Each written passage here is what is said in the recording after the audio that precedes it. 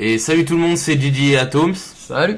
On se retrouve pour un nouveau concept donc de vidéo. On va essayer, je dis bien essayer, on va appeler cette émission le rapport de guerre. Donc ça va être une espèce d'émission où est-ce qu'on va revenir sur le dernier BO casté. On va réserver ça quand même pour les formats modernes, donc compétitifs si un jour on fait autre chose. Donc cette émission va servir à revenir un peu sur les points clés de la game et avoir une espèce de vision plus globale de ce genre de prestations. Ça va nous permettre en fait de pouvoir revenir, parce que quand on est dans un cast, on est pressé, voilà, on n'a pas vraiment le temps de s'arrêter sur chaque petite chose. Là, c'est une émission où on va pouvoir se permettre un peu ce petit temps-là. Qui va être masse spoil. C'est ça. Du coup, en fait, on va vraiment prendre le temps. Où là, on n'a pas du coup le temps sur les parties. Donc là, on va bien analyser tout. Donc, il faut bien sûr avoir avant que vu les 3 games. Bien sûr. Avant d'avoir vu les 3 games, faut venir avant. Après plutôt. Ouais, voilà. Donc là, on va parler des 3 games. Donc, on va commencer par ça. Donc, rappel des 3 games. Donc, c'est un BO. Donc ça, c'est le rapport de guerre. Donc, vise le BO3 June versus Living End. C'est ça. BO3 que tu perds 2-1. Tout à fait. Donc en tant que Living End. C'est ça. Donc tu gagnes la deuxième et tu perds les 2 autres. Donc ça. vite fait rappel des hostilités. Il me semble donc que la première game, vous découvrez vos decks. Tu la perds sur le fil du rasoir avec une agression Bobby plus Sarmo. C'est ça. Et qui te tue. C'est ça. J'avais pas eu le temps de. T'avais pas eu le temps de poser. Si, j'ai eu le temps de poser mon jeu, mais pas assez rapidement, je pense. Ouais. Et du coup, par rapport à lui, son Bobby qui lui permet de piocher et avoir plein de cartes rapidement, ce qui lui a du coup donné un bon avantage par rapport à mon recycling. Ce qui est étonnant d'ailleurs, parce que c'est ce qu'on disait donc pendant le cast. T'as quand même un des decks combo qui le plus quand même. C'est ça, mais bon là je pense. Bon là après c'est Magic. C'est ça. Ça l'a permis quand même de te battre. Donc la deuxième game par contre c'est sans appel quoi. C'est voilà, donc là quand le deck combo marche comme ça, c'est voilà, je crois que la game dure 7 minutes, un truc comme ça. Tout à fait. Tu le rectes instantanément, le mec a rien pu faire. Quand le deck combo marche comme ça, y a pas grand chose à faire. Il aurait marché en 2 manches. Ça va faire un 2-0 pour ma part quoi. Ouais, c'est ça. Après, il faut quand même noter que June c'est quand même un deck rapide, et parmi les decks aggro du format à l'époque, il faisait quand même partie de ceux qui étaient le plus capables de te prendre de vitesse quand même. Je pense oui, parce qu'ils ont des cartes assez fortes pour très peu de coups. Ouais. Et du coup ça fait que malgré le temps que je dois, même si c'est un deck good stuff, June c'est un deck good stuff, c'est tout à fait. Il y a pas vraiment de synergie, c'est juste les meilleures cartes des 3 couleurs.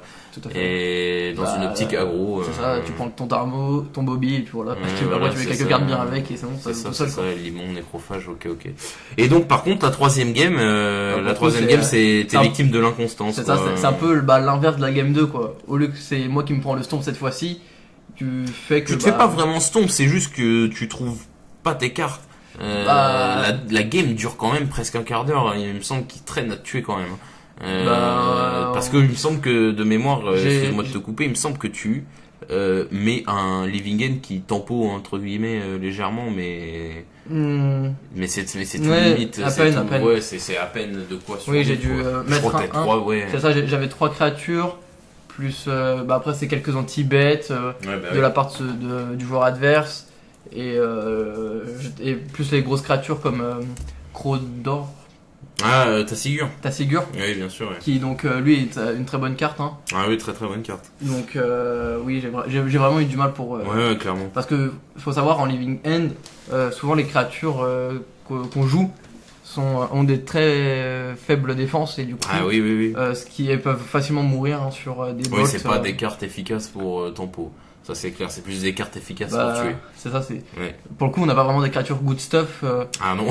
Contrairement ça c'est Living End, c'est les cartes que personne joue. C'est ça. Ok. Par contre on peut du coup là maintenant qu'on a le BO dans son ensemble, on peut quand même noter des conclusions sur les erreurs quand même. Alors on tient à vous préciser parce que la remarque nous a été faite. Oui, dans la game 1. Dans la game 1. Oui, il y a une erreur de jeu énorme qui change tout. Normalement, enfin qui change rien dans l'issue du combat en fait, mais qui change tout dans les possibilités qu'Atom savait. normalement sur le Living End d'Atoms, tu devais virer ta dryade. Tout à fait. Parce que du coup, la dryade reste malgré le fait que ce soit un terrain, ça reste quand même une créature et donc est affectée par... Voilà, donc au final, on va dire ça pour excuser Atoms, il n'avait pas vraiment de misplay, puisqu'en fait il n'y avait pas de question à se poser, vu que normalement, t'étais même plus censé avoir ta dryade sur le terrain. Parce que si je me souviens bien, on avait, sur le commentary, on avait dit que j'aurais pu bloquer avec, voilà. Alors qu'au final pas du tout. C'est une erreur de notre part qui nous a été signalée. Donc oui, c'est une erreur. Bon là, on peut pas faire grand chose. Par contre, t'as des erreurs peut-être un peu plus gênantes qui ont été, surtout dans Game 3. Ouais. Tu t'es peut-être, alors on voit ça avec la main que tu tombes à la fin quand tu perds. Oui. T'as quand même beaucoup de cartes au cycling. Est-ce que tu pourrais expliquer pourquoi t'as pas cyclé malgré que ce soit des cyclings à 2? Parce qu'il y a quand même plusieurs tours où est-ce que tu fais rien du tout? Bah là, je pense du fait que je me rappelle de cette partie qui date, oui. Que je t'ai signalé. J'avais de mes souvenirs, je me rappelle que j'avais quand même joué le Living End en suspension. Ouais. Déjà pour jouer ça, c'est que j'étais déjà vraiment en dèche, ouais. En dèche et donc malgré les cartes à cycling 2. Bah, c'était pas terrible, même si j'aurais pu me faire piocher des créatures. Ouais. Et que comme je les cycle en éphémère en fin du tour adverse, bah malgré ça, bah je pense pas. Tu trouvais pas ça rentable? Je pensais pas ça rentable. Même j'aurais pu le faire, hein, bien sûr, mais. Bah, c'est parce qu'en fait t'avais rien d'autre. Je pense au final dans mon esprit j'avais déjà abandonné. T'avais déjà un peu abandonné. Ah, ça faut pas le fighting spirit. Ok. La game 2, bon, il y a pas trop d'erreurs notables, ton deck fonctionne. C'est ça, là c'est... Pas trop de choses à dire, je pense pas que t'aies fait d'erreurs flagrantes. La game 1, peut-être que t'as trop laissé traîner, je sais pas. Peut-être, ouais. Peut-être que... Il y a aussi une erreur qu'on a notée dans le cast. Peut-être que tu aurais dû utiliser l'effet de ta carte éphémère pour placer les bonnes cartes dans le deck de ton adversaire, ce qui l'aurait tué à la fin. Oui. Parce qu'il lui restait 2 points de vie ou 3 de mémoire. Tout à fait, avec et si tu avais mis une Liliana par exemple, ça le tuait. C'est ça. Je pense. C'était l'erreur du stress par exemple. Et je pense que j'avais pas pensé sur le coup du. Ouais, bien sûr. À ce niveau-là, je pensais pas que j'aurais pu regarder son top deck et changer l'ordre. Oui, t'étais pas dans cet état d'esprit. Je pense pas non plus. T'étais plus occupé sur ce qu'il y avait sur le board. C'est ça. Que... comme c'était mon premier tournoi. Ouais, bien sûr. J'étais un peu sous pression. Bien sûr. Ok. On va parler vite fait aussi du siding. Toi, dans les games, la seule chose qu'on peut entrevoir de ton side, c'est les Faerie Macabres. Oui. Alors, est-ce que tu peux expliquer pourquoi tu as essayé d'inker tes Faerie Macabres dans ce match-up? Bah, j'ai mis les Faerie Macabres dans le deck au cas où si ces créatures mouraient par une quelconque manière, ouais. Ou par un hurle-gueule ou quoi que ce soit, oui. Pour éviter que des jump blocks ou quoi, par le rappel de ces éventuelles bêtes par le Living End. Mais du coup, c'est presque incorporable tout le temps en fait, dès que tu joues contre un deck qui joue des bêtes. Oui, mais il suffit juste que tu tombes sur un deck qui de base se défausse de créatures ou quoi volontairement. C'est fort contre Golgari à l'époque. Ça peut être fort maintenant ça se joue plus Golgari. Et après tout dépend des match-up des decks plutôt qui sont beaucoup rate. Ouais. Qui reviennent souvent et du coup la Faerie elle peut être des fois très utile comme inutile dans ta main. C'est vrai que Faerie Macabre contre un deck Affinity, ils ont tellement de bêtes le mec, c'est pas ta Faerie Macabre, ça va changer rien du tout. Ou même contre un deck qui jette très peu de cartes créatures. Oui, un deck combo bien sûr, on pense notamment à tout ce qui était deck combo de l'époque, je pensais à l'époque, maintenant je sais qu'on peut plus les jouer, mais tout ce qui était Melirapod, etc. C'est vrai que ça jouait pas tant de decks que ça, puisque les peu de bêtes qu'ils posaient c'était pour faire sa combo. Donc c'est vrai que oui, c'est quand même très situationnel. T'as pas vu, il me semble pas que t'aies joué autre chose. Peut-être que t'avais sidé autre chose, mais on n'a rien vu de plus sur les games. Lui, on peut pas savoir malheureusement. Je pense qu'il a dû sider la créature noire verte. Oui. Le Croc doré. Le Tassigur. Il est pas noir vert, il est full noir. Ou il a peut-être un effet noir vert. Il a un effet noir vert, mais ou bleu vert même. Bleu vert. Et aussi, je pense qu'il a dû aussi sider le limon nécrophage.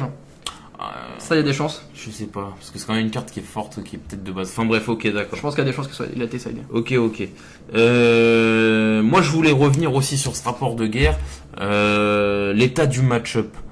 On se retrouve là donc contre un Jund contre un June Living End, tu estimerais la première manche pré-side à combien de pourcents ta faveur, toi? Je pense. Parce que excuse-moi de t'interrompre encore une fois, mais moi, honnêtement, sur une game 1, le mec a rien contre toi, surtout June, il a aucune gestion pour ça. Je mettrais presque du 70-30. Pas au-dessus, parce qu'il faut pas exagérer, mais je mettrais du 70-30, t'en penses quoi? En game pré-side. Je pense en pré-side, j'aurais pas loin de toi, j'aurais plus dit 60-40 pour ma part. Ouais. Parce que, comme tu le dis, je pense pas qu'il s'attend à ce genre de deck. Parce que je me rappelle qu'à la fin du BO, on avait parlé. Du joueur en soi, mais. Oui, du joueur, mais je pense en deck, après avoir regardé quelques deck tech de ce format de jeu, je pense pas qu'il puisse gérer un tel. Il puisse gérer ça. Mais après, le fait qu'il ait quand même ses chances, c'est ces cartes good stuff du deck qui avantage de vitesse, quoi. Qui peut prendre de vitesse, tout à fait. Ouais, c'est ça, c'était ça. Et après, il y a toujours bien sûr le rapport Magic qui fait que. Ouais, bien sûr. Mais du coup, là, on peut vite fait déboucher aussi sur le fait que donc là, on se retrouve dans un pattern aggro combo. Donc, en fait, voilà. Donc là, tel qu'on l'expliquait dans le cast, ce genre de pattern, et en fait, c'est la course à la rapidité. C'est ça. C'est l'aggro doit tuer le plus vite possible le combo avant qu'il pose sa combo, ça c'est obvious ce que je suis en train de dire, mais et le combo lui doit tuer avant, mais ce qui est l'avantage du combo quand même, c'est qu'il peut partir au dernier moment. Oui, c'est ça. Il peut partir quand l'autre juste avant la phase de dégâts infligés. Surtout pour toi qui peut partir en éphémère fin de tour. C'est ça. Bam, t'as rien d'autre, ok, j'ai mon board. Juste après la phase de déclaration des attaquants, je peux contrer totalement son attaque et pouvoir rattaquer moi juste après. C'est quand même très fort. Ouais, non, c'est pour ça pour moi. Et par contre post-side, ton match-up diminue parce que comme tout deck combo, ton match-up diminue post-side parce que le mec s'adapte à toi. C'est ça. Et toi, tu t'adaptes à son side, mais si son side est bien construit, le combo est toujours moins consistant pré-game. Post-siding, pardon. Ouais, c'est ça. Enfin, je pense. Voilà. Écoute, moi je crois qu'on a fait le tour à peu près des points qu'on voulait aborder. Alors c'est une espèce de bêta de ce type d'émission. N'hésitez pas à nous dire les points que vous auriez aimé aborder. Nous, on a essayé de survoler l'ensemble des points que peuvent constituer un BO. Oui, bien sûr. Après, on peut pas faire une vidéo de 30 minutes parce que ça ferait chier tout le monde et même nous, on se perdrait dans nos explications. Et peut-être qu'aussi sur ce type de BO, il n'y a pas forcément. Oui, là, il n'y avait pas des 1000 et des 100. Peut-être que le prochain BO de Moderne, il y aura plus de choses à dire. Peut-être. On vous dit rien. Voilà, pour conclure, on peut dire que dans l'ensemble, ce BO n'est pas représentatif du match-up. Je pense que t'aurais pu le gagner. Il y a plein de... La game 1 pour moi, elle était pour toi. Je pense aussi, mais il y a surtout le facteur, c'était mon premier tournoi, comme on le disait au début, et si j'avais été plus à l'aise. Ou dans une meilleure position. Voilà, c'était ton premier tournoi et clairement dans une game plus famille, plus amicale. T'aurais gagné, je pense, parce que là c'est clairement le stress, il te fait faire plein d'erreurs. On le répète 1 milliard de fois, beaucoup trop, mais voilà, c'était le premier tournoi de Atoms. Voilà, ok. Écoutez, je crois qu'on a fait le tour de ce BO3, donc on va améliorer cette émission au fur et à mesure. On le répète, on le fera juste pour et pas tous, on verra en fonction de l'intérêt du BO. On fera ce genre d'émission en général pour les modernes. Voilà, pour les modernes, pour essayer de revenir un peu dessus. La semaine prochaine, ce sera pas du moderne, ce sera une autre game ou un autre BO, on verra. Le moderne risque d'arriver début mi-avril, je pense. Plus mi-avril, je pense. Ouais, mi-avril. On va essayer, donc comme on l'a déjà dit, de retourner faire des games d'actualité et de les caster le plus vite possible pour pas qu'elles deviennent trop vite périmées. C'est ça. Et ce sera donc par contre encore le Living End. Ça dépend. Je pense que ce sera quand même que le Living End. Du coup, voilà. Et puis, je pense qu'on a fait le tour.